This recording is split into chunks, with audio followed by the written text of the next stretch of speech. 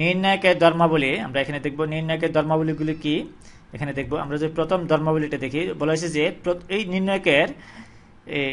সারিগুলি কলামে বা কলামগুলি সারে পরিণত করলে নির্ণায়কের মানে কোনো পরিবর্তন হবে না। এখানে যদি আমরা একটি তৃতীয় মাত্রার নির্ণায়কে দেখি, এটি হচ্ছে কি এই এর প্রথম দ্বিতীয় তৃতীয় সারিকে যদি কলামে পরিণত করা হয় তাহলে এর মানে কোনো পরিবর্তন হবে না। আমরা যদি লিখি এরকম, তাহলে এই এর আমরা প্রথম সারি ধরে যদি বিস্তার করি তাহলে এর যে মানটা পাওয়া যাবে, এই বলেছে এর কলামগুলি সারিতে পরিণত করলে, সারিতে কলামে পরিণত করলে এর মানে কোনো পরিবর্তন হবে না। আমরা যদি এই প্রথম সারি ধরে বিস্তার করি তাহলে 1 × 3 - 1 - 2 × 2 + 1 + 5 × আমরা লিখতে পারি 2 + 3 = আসে এই 21। আমরা যদি এই এর সারিগুলি কলামে পরিণত করি তাহলে এর এই 1 × আমরা লিখতে পারি 3 - 1, এরপরে -2 আমরা লিখি -2 আসে এই 2 - 5, এরপরে আমরা লিখতে পারি এই -1 এই -1 তাহলে প্রথম সারি তৃতীয় সারি বাদ যাবে, তাহলে এই 2 আর 1 গুণ করলে 2 মাইনাস এই 3 আর 5 গুণ করলে 15, এটা সমান আমরা পাই এখানে আসে 2 প্লাস এই -3 আর 2 +6, আমরা যদি লিখি +6, এরপরে আসে -1 আর -13 +13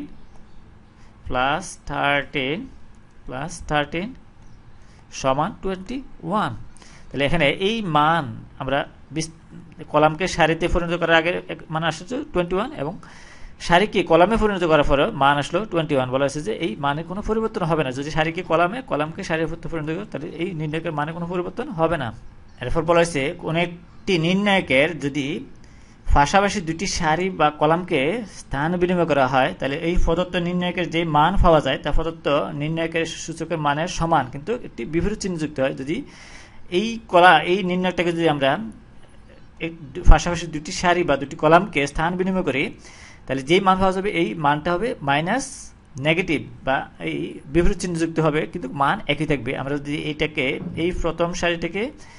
দ্বিতীয় সারিতে লিখি তাহলে আসে এখানে এরকম, এই প্রথম সারিতে আসবে 2 3 1, দ্বিতীয় সারিতে আসবে 1 2 5 1 2 5, এটা। এরপরে আমরা বাকিটা ঠিক থাকবে -1 1 1, এরপর আমরা যদি এর বিস্তার করি প্রথম সারি বরাবর বা এর মান বের করি তাহলে আসে এখানে, এরপরে +1 যদি লিখি 1, এরপর আসে এই +1 হচ্ছে প্রথম সারি তৃতীয় কলাম বাদ দিলে এখানে এই 1 আর 1 গুণ করলে 1, আর এই -1 আর 2 গুণ করলে -1 +2 হবে, -1 আর 2 গুণ করলে -1 18, আমরা যদি ক্যালকুলেশন করি এরপরে +3 সমান আসে -21। তাই বলা হয়েছে যে মানে কোনো পরিবর্তন কিন্তু বিপরীত চিহ্ন যুক্ত হবে। যদি পাশাপাশি দুটি সারি বা দুটি কলামকে স্থান বিনিময় করে তাহলে এটা কি হবে, বিপরীত চিহ্নযুক্ত একই মান হবে। তাহলে এইভাবে কি করা যায়, যে কোনো সারি বা কলামকে পর্যায়ক্রমে এই স্থান বিনিময় করা যায়। এরপরে যদি আমরা এই দ্বিতীয় সারিকে তৃতীয় সারির সাথে কলামে বিনিময় করি তাহলে আবার বিপরীত চিহ্ন হবে, তার মানে এটা হবে কি প্লাস হয়ে যাবে। তাহলে আমরা যদি এই প্রথম কলামকে দ্বিতীয় কলামের সাথে স্থান বিনিময় করি এবং দ্বিতীয় কলামকে তৃতীয় কলামের সাথে ওই প্রাপ্ত নির্ণায়ককে স্থান বিনিময় করি তাহলে একই রকম আসবে। এভাবে কি প্রয়োগ করা যায়। আমরা এই দুইটি নাম্বার ধর্মাবলীর মধ্যে যদি দেখি, বলেছে যে যে কোনো নির্ণায়কের দুইটি কলাম বা দুটি সারি সদৃশ হলে ওই নির্ণায়কের মান হবে 0। আমরা যদি এরকম একটি নির্ণায়ক লিখি, এই A1 A2 A3, আরেকটি হচ্ছে এরকম হয় A1 A2 A3, আর আরেকটি হচ্ছে আমরা যদি লিখি এরকম এই B1 B2 B3, তাহলে এই নির্ণায়কের মানটা আসবে 0, কারণ দুটি কলাম বা দুটি সারি যদি একই রকম হয় তাহলে ওই নির্ণায়কের মান হবে 0। আমরা যেটা প্রমাণ দেখি, আমরা যদি এই কলামটাকে আমরা যদি দ্বিতীয় কলামটাকে যদি প্রথম কলামে লিখি, এই কলামটাকে যদি প্রথমে লিখি স্থান বিনিময় করি এবং এটা সমান যদি ডি ধরি, আমরা এটা সমান হচ্ছে কি ডি, তাহলে আমরা যদি এই স্থান বিনিময় করি তাহলে কি মান আসবে -d আসবে, কেননা এই পাশাপাশি দুটি কলাম স্থান বিনিময় করলে আমরা জানি কি এই নির্ণায়কের মানটা হবে ঋণাত্মক, কিন্তু একই রকম মান থাকবে। তাহলে আমরা যদি লিখি এরকম আসে এই এরকম হবে, এটা সমান আমরা লিখতে পারি এই A1, এই কলামটাকে আমরা প্রথম কলামে লিখবো তাহলে আসে এই A1 A2 A3, এরপরে আমরা লিখি এই A1 A2, তাহলে এটা সমান আসবে মাইনাস ডি, ঋণাত্মক হবে, বিপরীত চিহ্ন যুক্ত হবে যদি দুটি কলাম বা দুটি সারি স্থানে বিনিময় করে, তাহলে এটা হবে ঋণাত্মক ডি। তাহলে আমরা এই এখন যদি দুইটা মান যোগ করি, কারণ ইজ ইকুয়াল টু আসে মাইনাস ডি বা 2d ইজ ইকুয়াল টু আসে, আমরা সুতরাং লিখি 2d ইজ ইকুয়াল টু 0, সুতরাং D is equal to 0। D অর্থাৎ এই নির্ণায়কের মান হচ্ছে কি 0, কেননা দুটি কলাম একই রকম বা দুটি সারি যদি একই রকম, তাহলে ওই নির্ণায়কের মান হবে 0। এরপর আমরা চতুর্থ সারি বা কলামের প্রত্যেকটা বুক্তিকে যে কোনো কলাম বা যে কোনো সারিকে যদি কোনো একটি রাশি দ্বারা গুণ করা হয়, তাহলে ওই রাশি বা সংখ্যা দ্বারা ওই নির্ণায়কের মানকেও গুণ করতে হবে। এটা সমান আমরা লিখতে পারি সমান এই প্রথম সারি বরাবর যদি আমরা বিস্তার m ইন্টু, তাহলে এটা আমরা যদি এটা সরাসরি বিস্তার করি এই প্রথম সারি বরাবর, তাহলে এটার মান আসবে 21। এরপর বলা হয়েছে যে এই মানটাকে কি করতে হবে, এই যেই রাশি বা সংখ্যা দ্বারা প্রত্যেকটা বুক্তিকে গুণ করেছে ওইটা দিয়ে এই মানকে গুণ করতে হবে, তাহলে এই m দ্বারা গুণ করতে হবে। তাহলে এটাই প্রমাণিত হলো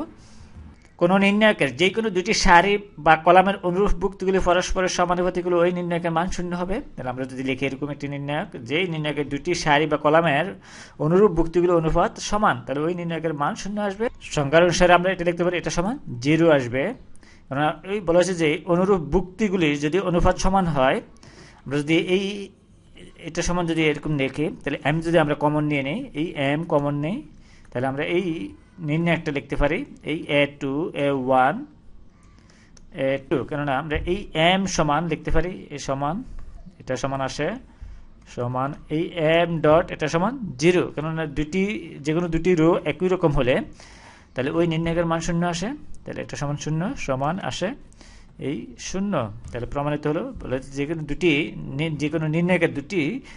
সারি বা কলামের অনুরূপ বুক্তিগুলির অনুপাত যদি সমান হয়, তাহলে ওই নির্ণায়কের মান 0 হবে।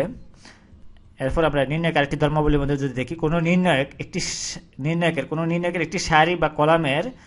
বুক্তিগুলি প্রত্যেকটি দুটি বুক্তির সমষ্টি রূপে থাকলে গঠিত হলে ওই নির্ণায়ককে দুটি নির্ণায়কের সমষ্টি রূপে প্রকাশ করা যায়। আমরা যদি এরকম একটি নির্ণায়ক লিখি, যেই নির্ণায়কের যে কোনো সারি বা কলাম দুটি বুক্তির সমষ্টি রূপে থাকে, তাহলে ওই নির্ণায়কের দুটি নির্ণায়কের সমষ্টি রূপে লেখা যায়। তাহলে এটা সমান আমরা লিখতে পারি এই দুটি নির্ণায়ক লেখা যায়, তাহলে 2 1 -1, তাহলে এটার সাথে আমরা প্লাস লিখতে পারি, প্লাস এই A2 A1 A2 আমরা লিখতে পারি এই A1 A2 A3, আর বাকি অংশটুকু ঠিক রাখবো 3, এটা লেখা যায়। তাহলে এই বলা হচ্ছে কোনো একটি নির্ণায়কের কোনো সারি বা কলাম যদি দুটি বুক্তি সমষ্টি রূপে থাকে, তাহলে ওইটাকে দুটি নিয়ম দেখি নির্ণায়কের। ওই নিয়মটা হচ্ছে বা ধর্মাবলীর মধ্যে বলা হচ্ছে যে কোনো একটি নির্ণায়কের একটি সারি বা কলামের সাথে একই সংখ্যা দ্বারা গুণ করে ওই নির্ণায়কের অপর কলাম বা সারির সাথে যোগ বা বিয়োগ করলে ওই নির্ণায়কের মানের কোনো পরিবর্তন হবে না। আমরা যদি এরকম একটি নির্ণায়ক লিখি, যেই নির্ণায়কের যে কোনো একটি কলাম বা সারির সাথে আমরা কি করব, যে কোনো একটি সংখ্যা বা রাশি গুণ করলে এবং অন্য একটি কলামের সাথে যোগ বিয়োগ করলে ওই নির্ণায়কের মানে কোনো পরিবর্তন হবে না। তাহলে আমরা যদি লিখি এরকম A1, তাহলে এই নিয়ম অনুসারে আমরা যদি এই বি কলামের সাথে যদি m দিয়ে গুণ করি, আমরা যদি B1 B2 B3 বাকি অংশ আমরা ঠিক রাখি, কি করব C1 C2 C3, তাহলে বলা হয়েছে যে এই নির্ণায়কের মানের কোনো পরিবর্তন হবে না যদি কোনো একটি কলাম বা সারিকে কোনো একটি সংখ্যা বা রাশি দ্বারা গুণ করে অপর একটি কলাম বা সারির সাথে যোগ বা বিয়োগ করলে ওই নির্ণায়কের মানে কোনো পরিবর্তন হবে না। আমরা এটা সমান যদি দেখি সমান আসে, এরপর যদি আমরা আলাদা করে লিখি এরকম প্লাস মাইনাস এই m যদি লিখি আমরা প্লাস মাইনাস এই m B1 B2 B3 এরকম লিখি, তাহলে এই সূত্র অনুসারে আমরা কি করি, যে কোনো একটি কলাম যদি কোনো দুটি বুক্তি বা সমষ্টি হয়, তাহলে ওই সমষ্টিকে আলাদা রেখে আমরা দুটি নির্ণায়ক যোগ আকারে বা বিয়োগ আকারে লিখতে পারি। তাহলে এটা সমান আমরা লিখতে পারি এই m তারপরে হবে B1 m B1 B2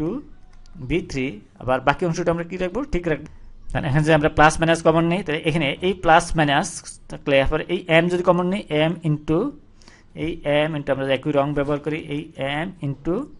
তাহলে এই দুইটা কলাম একই হয়ে যায়, তাহলে দুইটি কলাম যদি কোনো নির্ণয়কের একই হয় তাহলে ওই নির্ণয়কের মান 0 হবে, এটা সমান 0 সমান আসে এই 0, তাহলে শুধু থাকতেছে এই অংশটুকু। তাহলে এই নির্ণয়ক আমরা যেটা প্রথম পেয়েছি এই নির্ণয়কের সাথে এই নির্ণয়কের একই মিল রইল, তাহলে নির্ণয়কের মানে কোনো পরিবর্তন হলো না। বলেছে কোনো একটি নির্ণয়কের কলাম কোনো একটি সারি বা কলামের সাথে কোনো একটি সংখ্যা বা রাশি গুণ করলে ওই গুণফল গুণ আকারে আরেকটি কলামের সাথে যোগ বা বিয়োগ করলে ওই নির্ণয়কের মানে কোনো পরিবর্তন হয় না। তাহলে আমরা দেখলাম এখানে যে কোন নির্ণয়কের মানে কোনো পরিবর্তন হলো না, এই দুটো একই রয়ে গেল। কেননা আমরা এই এম বি এই দ্বিতীয় কলামের সাথে গুণ করে এই এই এক নম্বর কলামের সাথে যোগ করে এটা লেখা হলো, তাহলে এটা সমান আমরা এটা ভেঙে লিখে এখন দেখলাম যে এটা সমান এই প্রথম যে নির্ণয়কটা পেলাম ওইটা সমান আসলো একই, তাহলে এই নির্ণয়কের মানে কোনো পরিবর্তন হলো না।